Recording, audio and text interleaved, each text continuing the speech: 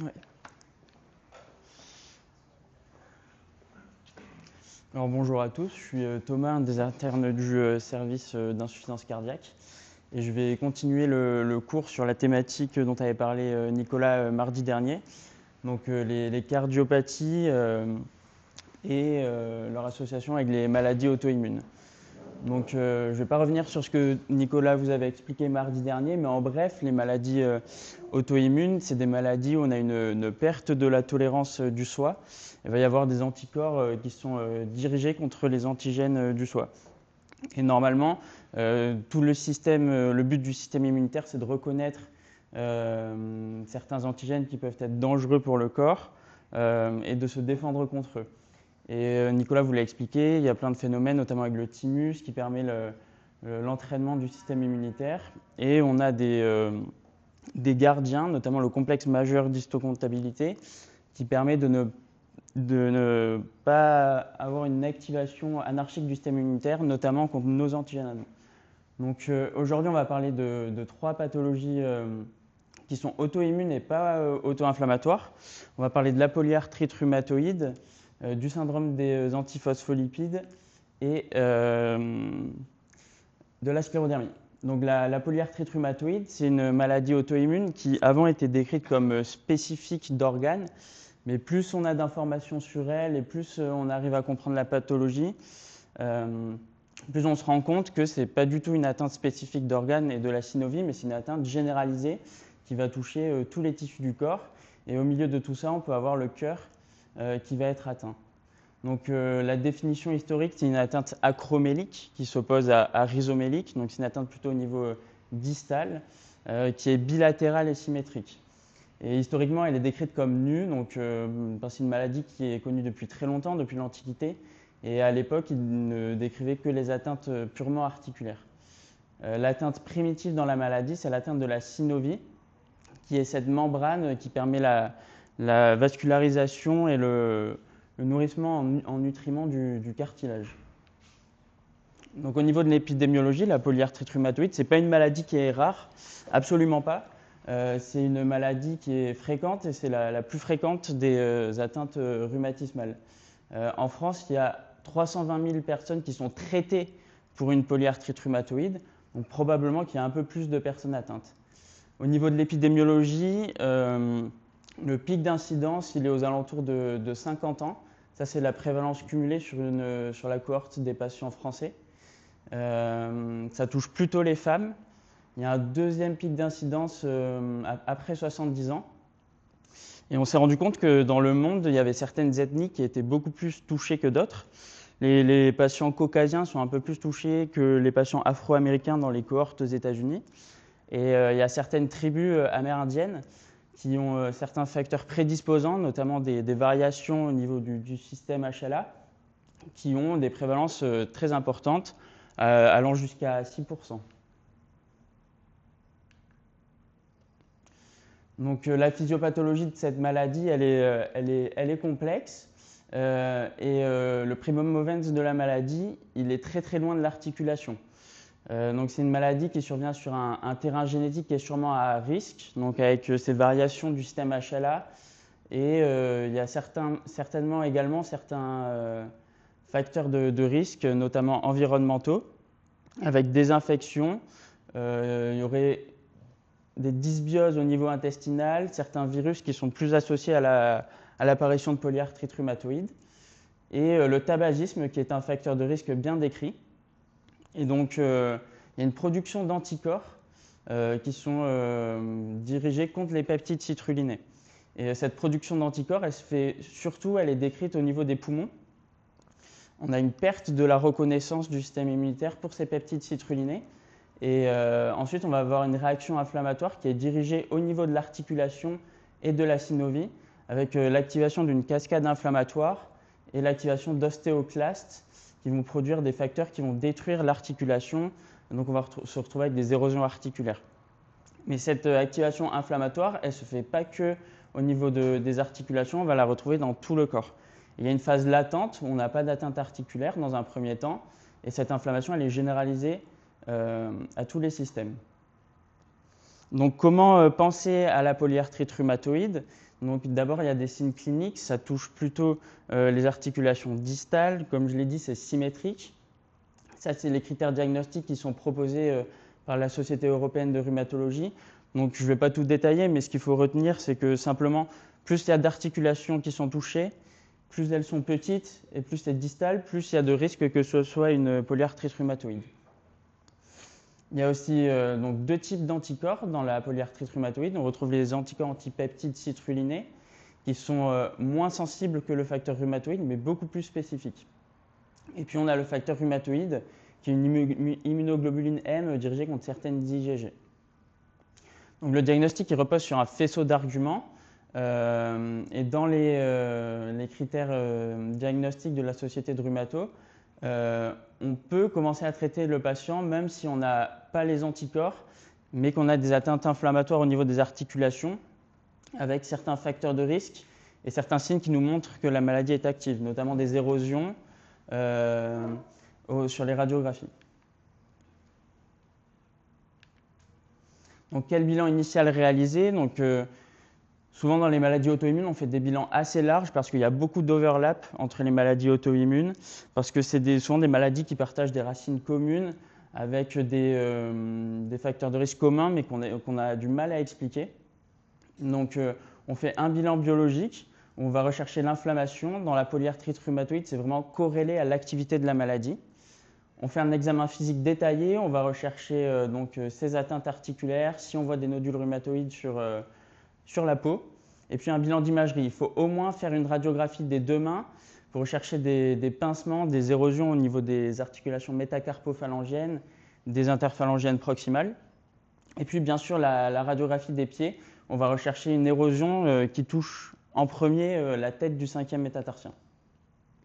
Donc, je ne vais pas détailler toute la prise en charge de la polyarthrite rhumatoïde, mais globalement, je pense que ce qui est important à savoir en tant que cardiologue, c'est qu'il y a deux types de traitements. D'abord, il y a des traitements conventionnels, avec notamment le méthotrexate que vous avez appris. Et puis ensuite, il y a des traitements biologiques. Soit quand les traitements conventionnels ne sont pas suffisants, soit quand on a une maladie avec une atteinte très inflammatoire et une maladie qui progresse rapidement avec beaucoup d'érosion sur les articulations. Et ce qui est important, c'est que dans les traitements biologiques, il y a des traitements assez récents, notamment les inhibiteurs de JAK, qui permettent d'inhiber la phosphorylation de certaines protéines au niveau des voies de signalisation cellulaire. Donc ça arrête l'inflammation, le processus inflammatoire. Et c'est des médicaments, par contre, il y a plusieurs papiers qui ont décrit qu'il y avait un surrisque cardiovasculaire, notamment un surrisque thrombotique. Donc, il faut faire attention chez les populations à risque et notamment les patients qui ont beaucoup de facteurs de risque cardiovasculaire avec ces traitements. Et un autre traitement qu'on donne dans la polyarthrite rhumatoïde, c'est les anti-TNF. Les anti-TNF, eux, ils ont un profil de sécurité plutôt favorable quand il y a des facteurs de risque cardiovasculaire. Par contre, dans l'insuffisance cardiaque avancée, c'est des médicaments qui sont plutôt contre-indiqués.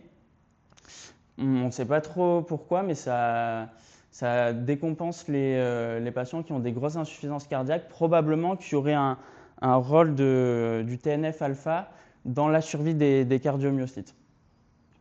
Et tout au long de l'évolution de la maladie, on surveille son activité avec certains scores, des scores composites comme le DAS28, qui prend en compte des critères biologiques et cliniques. Il y a un objectif, c'est d'avoir une faible activité de la maladie ou alors une activité qui est en rémission. Donc la maladie cardiovasculaire dans tout ça, il faut savoir que c'est la principale cause de mortalité chez les patients atteints de polyarthrite rhumatoïde. À gauche, c'est une cohorte avec la mortalité des patients atteints de polyarthrite rhumatoïde en bas et la mortalité de patients appariés de même âge au-dessus. Donc il y a vraiment un surrisque. Et la première cause, donc ça c'est dans la cohorte française, c'est les maladies cardiovasculaires. C'est des patients qui font beaucoup plus d'infarctus que leurs homonymes non atteints par la polyarthrite rhumatoïde, et à tel point que la polyarthrite rhumatoïde est décrite comme un facteur de risque cardiovasculaire indépendant, qui est comparable aux événements qu'on retrouve chez les patients diabétiques de type 2. Donc ça, c'est quand on ajuste les études sur les facteurs de risque cardiovasculaire. Et en plus de ça, c'est des patients qui ont déjà beaucoup de facteurs de risque cardiovasculaire. Parce qu'on a vu que le tabac, ça pouvait précipiter la maladie. C'est souvent des patients qui sont diabétiques, hypertendus.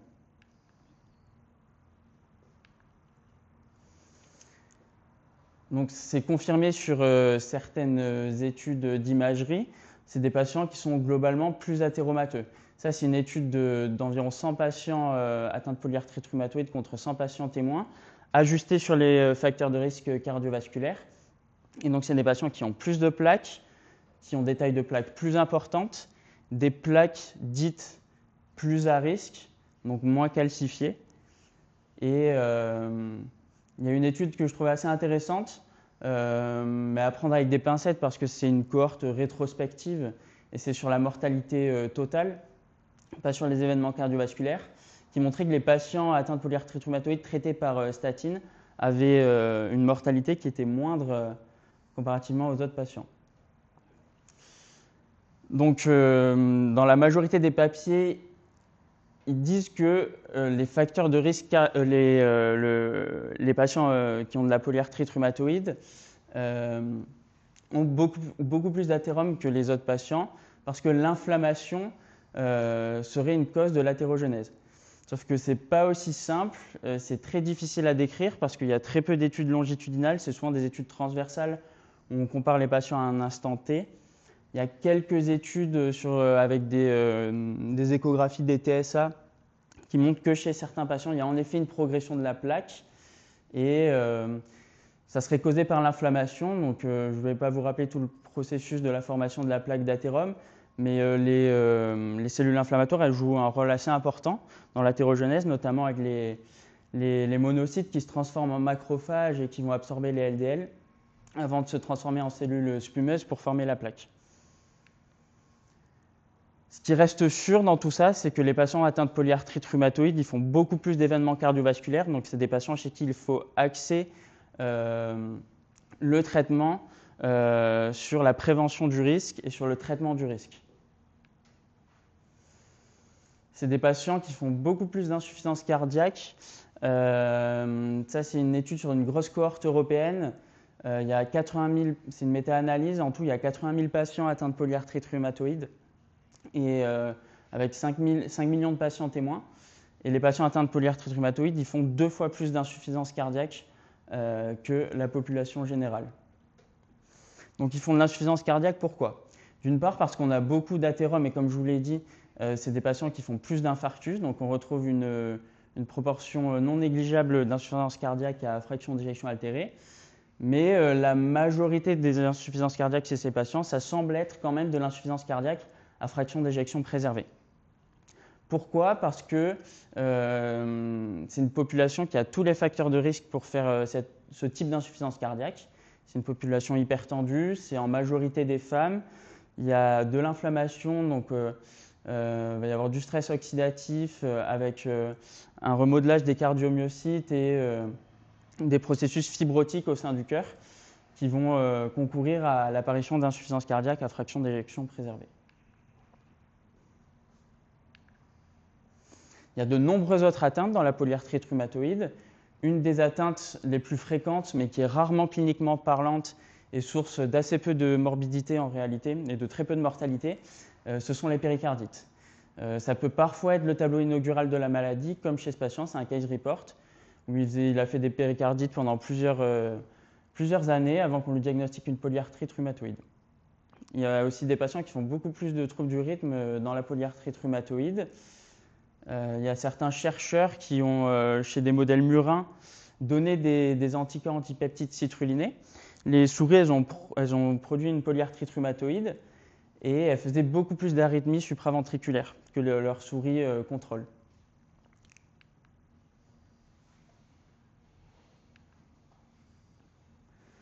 Il y a aussi beaucoup de myocardite dans la polyarthrite rhumatoïde qui est rarement symptomatique. On en retrouve 15 à 30% sur les séries de biopsie. Il peut y avoir plusieurs formes. En réalité, toutes les formes peuvent être présentées. La forme la plus fréquente, c'est quand même la forme lymphocytaire, donc, qui est assez peu grave.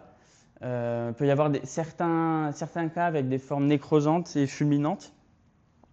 Et puis une atteinte assez particulière, c'est la forme granulomateuse qui prédomine au niveau du ventricule gauche, des cavités gauches sur les biopsies. Et donc on retrouve des granulomes qui sont assez similaires à ceux qu'on retrouve sur la peau dans les nodules rhumatoïdes.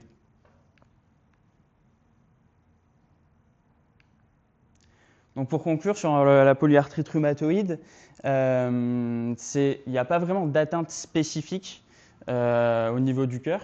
C'est surtout une atteinte médiée par l'inflammation et les facteurs de risque cardiovasculaire.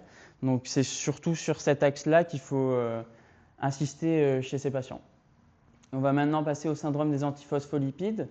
Donc là aussi, c'est une maladie auto-immune avec des anticorps très bien décrits et là qui ont vraiment un rôle pathogène dans cette maladie.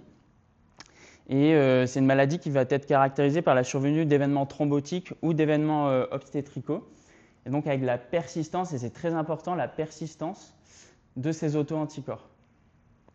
Ça peut toucher tous les systèmes du corps.